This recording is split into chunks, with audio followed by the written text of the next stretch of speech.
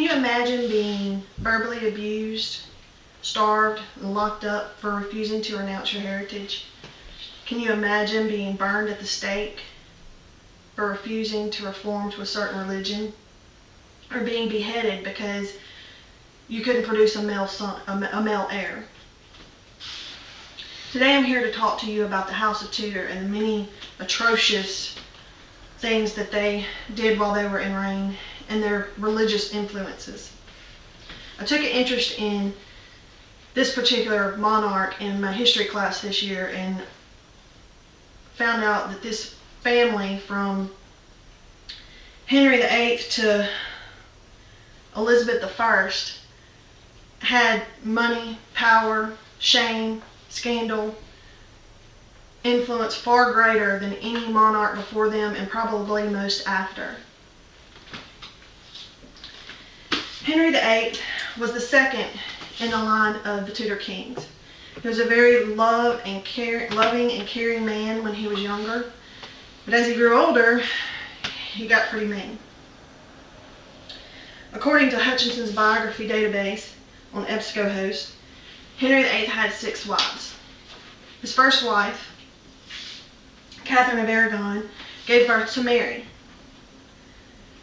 Mary was verbally abused, locked up, starved, because she refused to renounce her heritage and say that her father wasn't her father. Catherine could not produce any male heirs for Henry VIII, so he asked the Pope for an annulment, and the Pope refused to annul it. So Henry had Parliament create the Church of England and make him the head of the church, and he granted himself a divorce from Catherine. His next wife, Anne Boleyn, was the mother of Elizabeth I. Elizabeth was the only child,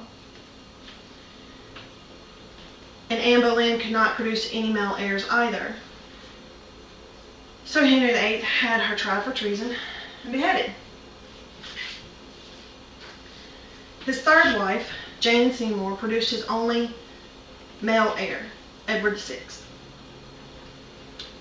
His fourth wife, Anne of Cleves, had no children, but she was very smart, very intelligent. They had no issues, so he divorced her and let her live and set her up in a castle far away. His fifth wife, Catherine Howard, was very, very beautiful, very, very young. She also gave Henry no children. From the very beginning of the marriage, she was having affairs, running around, acting crazy. So Henry had her tried for treason and beheaded in 1542. His last wife, Catherine Parr, was pretty much there just to take care of Henry until he died in 1547, when his only male heir was only 9 years old. That brings us to Edward VI. Edward VI was a very, very, very sick child, but he was a very, very serious king. And he wanted to bring England into the Protestant Reformation.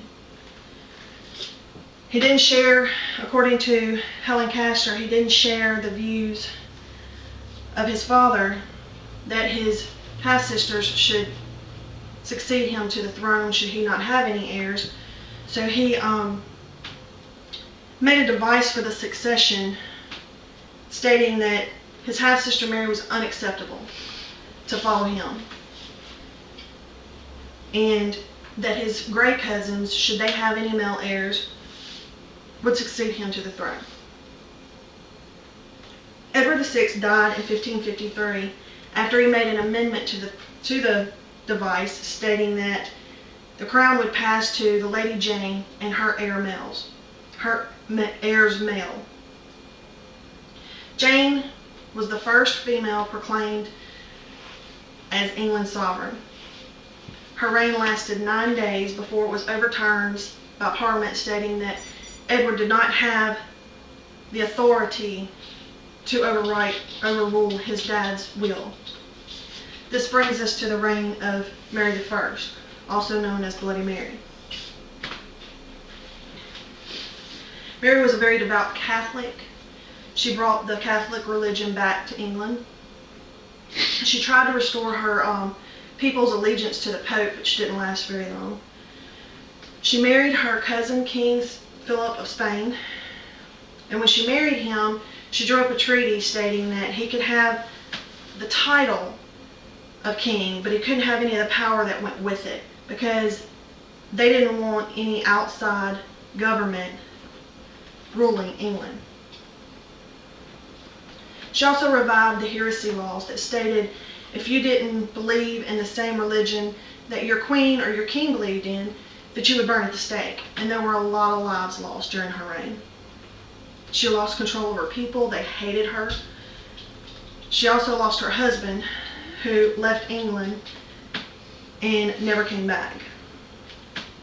Mary died at the age of 42 from with the flu. And last but certainly not least, that brings us to Elizabeth I.